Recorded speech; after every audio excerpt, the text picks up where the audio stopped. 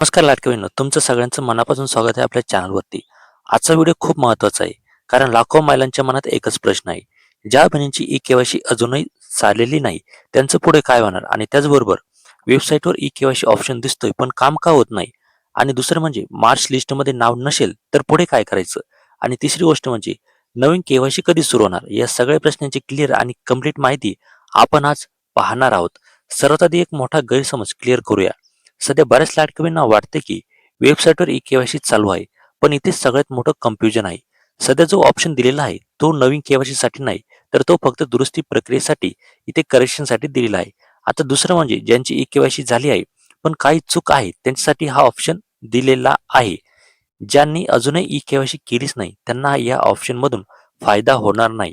त्या तिथे गेल्या आणि के-वाय-सी करून पाहिली तरी तिथे काही फायदा होणार नाही. त्यांची के-वाय-सी कंप्लीट होणार नाही. आता दुसरा महत्त्वाचा प्रश्न म्हणजे मार्च महिन्याच्या लिस्टमध्ये अपडेट आलेला आहे. एक महत्त्वाची गोष्ट म्हणजे मार्च महिन्याची नवीन यादी अपडेट झालेली आहे. आता इथे 2 परिस्थिती आहेत. एक म्हणजे तुमचं नाव या यादीमध्ये असेल, तर तुम्हाला अजून एक संधी इथे मिळू शकते आणि तुम्ही तुमची ई-के-वाय-सी दुरुस्ती करू शकता. दुसरी परिस्थिती म्हणजे जर तुमचं नाव अजूनही यादीमध्ये नाही, तर ही सगळ्यात मोठी समस्या आहे आणि इथेच पुढचा स्टेप खूप महत्त्वाचा इथे ठरतो. आता नाव नाही, मग पुढे काय करायचं?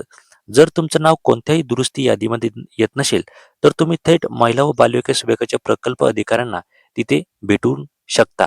हा स्टेप खूप लोकांना इग्नोर करतात, पण हा सर्वात इफेक्टिव्ह मार्ग आहे. तिथे जाऊन तुम्ही एक विनंती अर्ज ॲप्लिकेशन द्या. त्या अर्जामध्ये स्पष्ट लिहा, माझी ई-के-वाय-सी झाली नाही, मला पुन्हा संधी द्यावी, माझा अर्ज कन्सिडर करा, असं तिथं सांगायचं आहे. महत्त्वाचं म्हणजे आधीही अनेक महिलांनी अर्ज दिलेले होते आणि त्यांचे बंद झालेले हप्ते पुन्हा सुरू झालेले आहेत. म्हणून हा ऑप्शन अजिबात इग्नोर करू नका. आता नवीन ई-के-वाय-सी कधी सुरू होणार? हा सगळ्यात मोठा प्रश्न आहे. सध्या उपलब्ध माहितीनुसार जून महिन्यामध्ये पुन्हा ई-के-वाय-सी प्रक्रिया सुरू होण्याची शक्यता आहे. म्हणजे त्यांनी आधीच सांगितलेलं होतं, की दरवर्षी आपल्याला इथे ई-के-वाय-सी करणे बंधनकारक आहे. त्यामुळे जून महिन्यामध्ये जुलै आणि ऑगस्ट असे 2 महिने आपल्याला ई-के-वाय-सी साठी इथे दरवर्षी भेटणार आहे. तिथे तुम्हाला चान्स भेटला तर तुम्ही लगेच के-वाय-सी इथे करून घ्यायची आहे. म्हणजे सध्या आपल्याला चान्स नाही. पण पुढे अपॉर्च्युनिटी इथे मिळू शकते. पण एक गोष्ट लक्षात ठेवा, सरकारच्या नियमानुसार ही के-वाय-सी वेळोवेळी करावी लागते. त्यामुळे फ्युचरमध्ये चान्स मिळेलच असं 100% सांगता येत नाही. हप्त्याबद्दल इथे महत्त्वाचा मुद्दा. सध्या अनेक बहिणींचा प्रश्न आहे, फेब्रुवारी आणि मार्चचे पैसे आले नाहीत.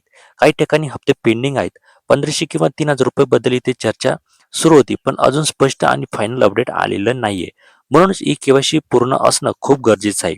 नाहीतर पैसे होल्ड होऊ शकतात. आता काळजी काय घ्यायची?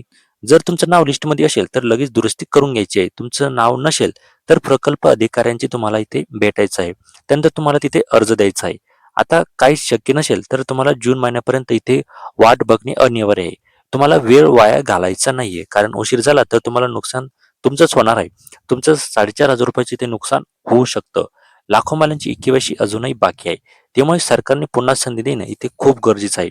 तोपर्यंत अपडेट चेक करत राहायचंय, योग्य वेळी ॲक्शन घ्यायची आहे आणि चुकीची माहिती ते टाळायची आहे. आता मला कमेंटमध्ये इथे नक्की सांगायचे तुमचं जिल्हा आणि तुमचा तालुका नेमका कोणता आहे, जेणेकरून आम्हाला सुद्धा कळेल की किती बहिणींची इथे के-वाय-सी अजून बाकी आहे. कमेंट करून नक्की सांगा आणि चॅनलवर जर नवीन असेल तर आताच आपल्या चॅनलला सबस्क्राईब करून घ्या. धन्यवाद. तर चला भेटूया का पुढच्या नव्या व्हिडिओमध्ये. तोपर्यंत धन्यवाद. जय महाराष्ट्र.